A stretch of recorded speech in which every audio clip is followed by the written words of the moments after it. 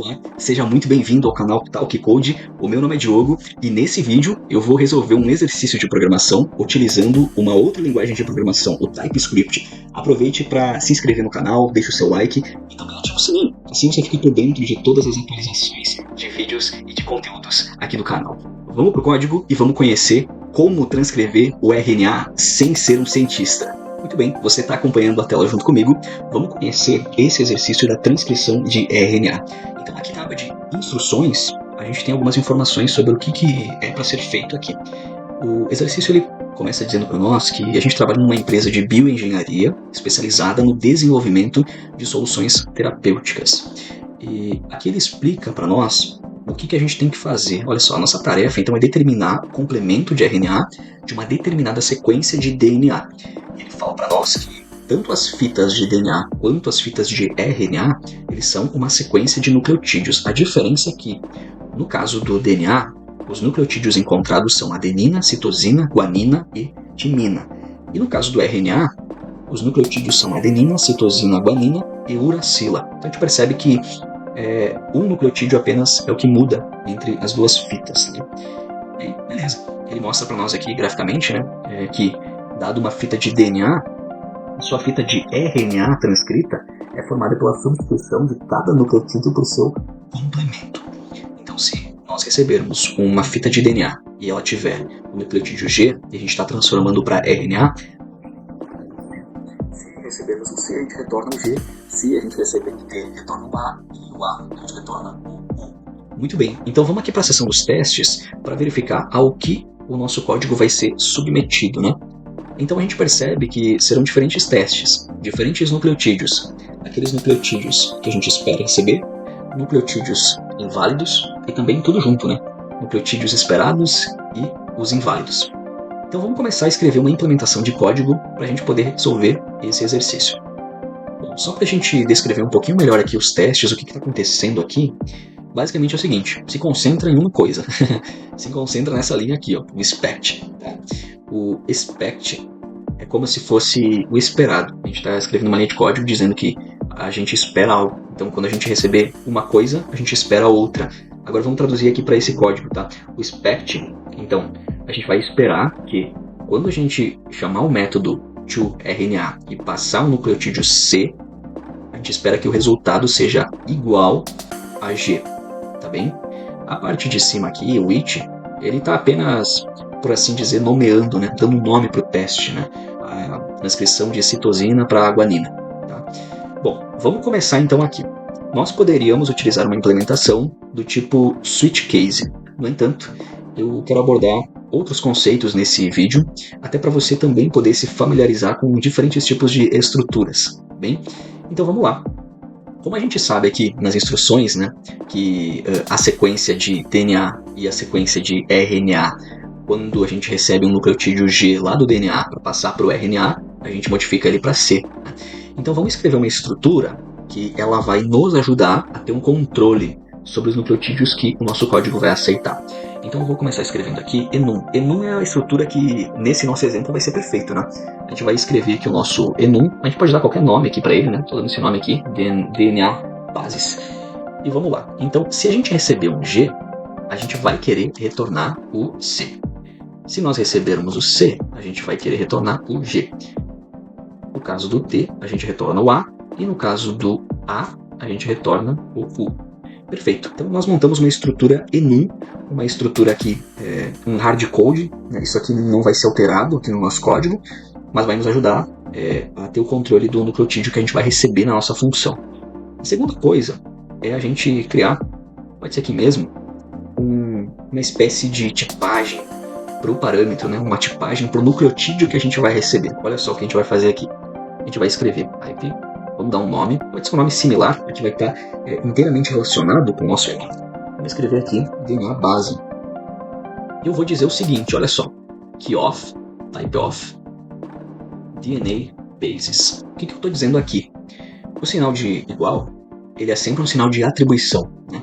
Então, eu estou criando um type, eu dei o nome a esse type de DNA base. A esse DNA base, eu estou atribuindo que ele tem que ser uma chave do tipo DNA bases.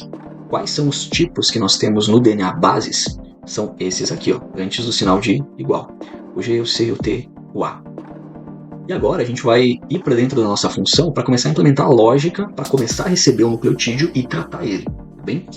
Então aqui é a nossa função.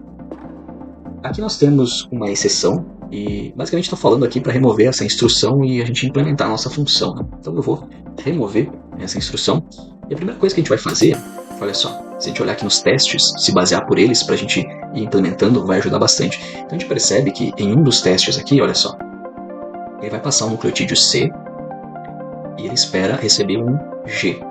Então a gente precisa criar uma lógica para receber esse C ou o que quer que venha, entre aspas, como parâmetro. Então vamos aqui, dentro dos parênteses, a gente vai dar um nome para esse parâmetro que vai vir. Eu vou chamar de DNA. E a gente vai tipar esse parâmetro, ou seja, a gente vai criar aqui uma estrutura de tipagem em que eu vou receber um nucleotídeo e ele obrigatoriamente tem que ser uma string. Ele tem que estar entre aspas. E não só isso, eu vou dizer também que o retorno da nossa função, porque a gente vai retornar algo com essa função, né? O retorno dessa função também vai ser uma string. Quando eu coloco 2 pontinhos string, eu estou tipando, eu estou falando tipo, tá? Muito bem. O que a gente precisa na sequência? Bom, a gente vai precisar de uma variável para a gente poder agrupar dentro dela os nucleotídeos e depois retornar dessa função. Então vamos criar uma variável aqui, result, e eu vou iniciar ela vazia. Eu poderia também ter criado uma var, uma variável do tipo var, mas para a gente seguir boas práticas de programação, vamos utilizar o let. Por que o let? O let ele vai dizer que aquela variável ela funciona dentro do escopo da função que ela se encontra. Se nós utilizássemos o var, a variável ela estaria disponível além do escopo da função em que ela se encontra. E para nós não é interessante isso. Tá? Bom, o passo a seguir para a gente fazer perceba o seguinte, quando a gente receber somente um nucleotídeo, que é o caso aqui, né? A gente percebe dos primeiros testes, beleza, a gente pode resolver sem colocar um laço de iteração, né, um loop. Mas quando a gente receber aqui uma string com mais de um nucleotídeo, a gente vai precisar lidar com isso, né? A gente vai ter que lidar de algum jeito com isso. Bom, existem diversos laços de iteração que a gente poderia utilizar. Eu vou utilizar aqui o laço for off. Como que ele funciona? Olha só, eu escrevo for, vou abrir e fechar os parênteses, e aqui dentro eu vou criar uma variável, vou dar um nome para ela de elemento, poderia também dar um nome aqui de nucleotídeo, pode ser, não tem problema nenhum. E eu vou dizer o seguinte, ó, que eu vou fazer um for, e eu vou passar em cada nucleotídeo que estiver dentro do DNA. Perfeito. Em seguida, agora a gente tem 2 caminhos possíveis, né? Ou a gente já começa a colocar esse nucleotídeo para dentro da nossa variável result, que é a que a gente vai retornar depois, ou a gente faz uma validação de primeiro momento já. Começou a interação pelos nucleotídeos, a gente já começa a validar aquele nucleotídeo. Ele é um nucleotídeo válido ou não é? E se for inválido, o que a gente faz com ele? A gente joga para dentro da variável ou não joga? Bom, então vamos fazer o seguinte, vamos fazer um condicional aqui, né? Vamos chamar um if e vamos falar o seguinte, olha, vamos afirmar aqui que o nucleotídeo ele está dentro do DNA basis. Vamos largar essa, né? Vamos falar que ele está dentro. Só que, se a gente falar que ele está dentro, a gente vai executar uma linha aqui, né? Vamos dizer que entrou no laço for, está no if, mas aí se ele não estiver dentro do enum, a gente vai precisar executar o que estiver depois desse if. Então a gente precisaria fazer isso aqui, executar algo aqui dentro, mas se essa condição não for verdadeira, se chegar um y aí, a gente vai ter que executar o que tiver depois do if. Então, para a gente organizar de uma forma melhor aqui a nossa estrutura, vamos modificar um pouquinho. Ao invés de a gente afirmar algo, vamos negar algo, né?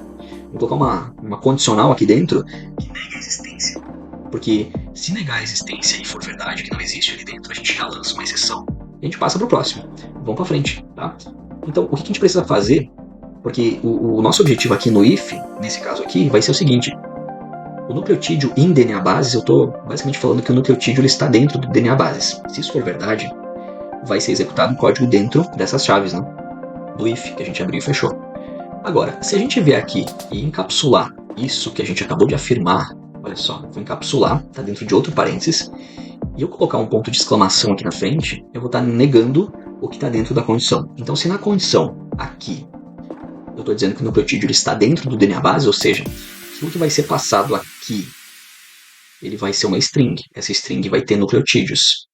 Aí a gente começa um laço for, e aí a gente vai pegar essa string e a gente vai passar em cada nucleotídeo que está dentro desse DNA. Se esse nucleotídeo ele está lá dentro, show de bola. Mas a nossa negação é o seguinte: o nucleotídeo está dentro do DNA bases. Isso é uma negação agora, eu estou negando. Então, esse nucleotídeo ele não está dentro do DNA bases, a gente vai precisar lançar uma exceção. Vamos recorrer aqui aos testes para ver qual tipo de exceção que ele lança, né? Para ser exatamente igual. Olha só, ele fala aqui, ó, uma entrada inválida de DNA. Então vou colocar aqui, exatamente como está ali, porque é o que ele espera, né, no teste. Perfeito, coloquei ali. Mas e se o nucleotídeo ele está dentro do DNA bases? Eu acabei de fazer um if condicional, usando sim essa condição, mas negando ela. E se ele estiver dentro? Bom, se ele estiver dentro, a gente vai usar a estrutura que a gente criou ali em cima, o result, e a gente vai atribuir o nucleotídeo. Só que percebe que se eu passar aqui, ó, nucleotídeo, eu não vou estar tipando, dado que eu não vou estar usando a tipagem que eu criei para assegurar que aquele nucleotídeo ele está dentro do que a gente espera receber. Então, o que a gente vai fazer? A gente vai chamar esse DNA bases e a gente vai tipar, usar a nossa tipagem que a gente criou ali em cima, né? O DNA base. E agora sim, a gente vai pegar o nucleotídeo. Então, vamos definir o que a gente tem aqui, né? A gente tem a nossa função, ela recebe um parâmetro que é do tipo string, ou seja, entre aspas, que é o que os nossos testes estão utilizando. A gente está fazendo um laço for, ou seja, a gente vai iterar, vamos fazer um loop, vamos passar por todos os nucleotídeos que estiverem dentro do DNA. Se o nucleotídeo ele estiver dentro do DNA bases, ou seja, aqui dentro, agora perceba o ponto de exclamação. Se ele está dentro. Negação, não. Então, se ele não está dentro do DNA bases, lança essa exceção que os testes eles lançam. As exceções eles lançam, né? Agora, se ele estiver dentro, a gente vai pegar o nosso enum, porque se ele está dentro, ele tem que ser uma dessas opções, correto? Perfeito. Aí a gente vai dizer que o nucleotídeo que a gente quer acessar aqui de dentro, ele é um nucleotídeo que tem esse type, olha só, DNA base. E esse type DNA base, ele é o quê? Ele é uma chave do tipo DNA base. Então, obrigatoriamente, é uma dessas 4 antes do sinal de igualdade. Tá bem? Só que aqui a gente tem um problema, né? Se a gente executar o teste agora, nas situações em que a gente receber um nucleotídeo, isso vai funcionar. Mas, se a gente receber mais de um nucleotídeo, já não funciona. Então, a gente precisa vir aqui e adicionar um mais. Então, agora, perceba que quando a função é chamada, a gente tem a nossa variável recebendo uma string vazia. E se a gente não colocar o sinal de mais igual, nesse caso aqui, a gente vai passar por todos os nucleotídeos, só que a gente vai apenas armazenar o último, porque cada um que for passando vai sobrescrevendo o outro, né? Não é o que a gente espera. Muito bem. E aí depois de a gente fazer esse laço for, a gente vai retornar o result. Bom, vamos submeter ao teste aqui para a gente verificar se a gente consegue passar por todos os testes com esse nosso código. Os testes eles vão ser executados e eles vão colocar todas as situações que a gente viu ali. Olha só, aqui ele está falando de um erro, né? Ele falou assim que aqui o word ou o identificador ele está desconhecido. E ele sugere para nós, olha, você quis dizer talvez throw? Vamos ver aqui. Realmente eu coloquei um n aqui desnecessário, né? Vamos executar de novo aqui. Provavelmente agora ele vai passar, pelo menos ele pelo condicional. Vamos ver se ele vai atribuir para o result e se ele vai retornar também o result. Vamos lá. Muito bem, ele mostrou para nós que a gente resolveu o exercício. Legal. A gente consegue abrir aqui os testes, foram 8 testes aprovados, olha, e a gente consegue ver aqui o que aconteceu em cada um deles, né? Olha só, passando C, ele recebeu o G, passando o G, recebeu o C, tinha aqueles testes inválidas também, né? Esses testes aqui de entradas inválidas. Perfeito. O nosso código, ele solucionou o exercício. A gente conseguiu resolver aqui a transcrição de DNA utilizando a estrutura de enum, utilizando o loop com o laço for, e a gente também tipou as entradas e saídas dessa função. Dessa maneira a gente consegue assegurar que o dado ele realmente é o que a gente espera, e se não for o dado esperado, né, daquele tipo esperado, a gente nem continua no nosso código, ou a gente passa para o próximo elemento, a gente consegue tratar de uma forma melhor. a gente resolveu mais um exercício de programação e eu agradeço demais por você que está inscrito no nosso canal já, para você que está assistindo ao canal também e curtindo esse conteúdo de programação. Aproveito também para convidar você a visitar o nosso canal lá do Spotify, onde nós temos um podcast, o Talk Code, e lá eu abordo um conteúdo um pouco diferente, tratando sim sobre tecnologia, mas abordando estudos, abordando também artigos e falando mais sobre códigos. Espero que vocês tenham gostado desse vídeo, a gente se vê no próximo episódio, e no próximo episódio eu vou estar trazendo uma resolução feita com a linguagem de programação Python. Eu estou muito ansioso por esse próximo encontro. Até lá!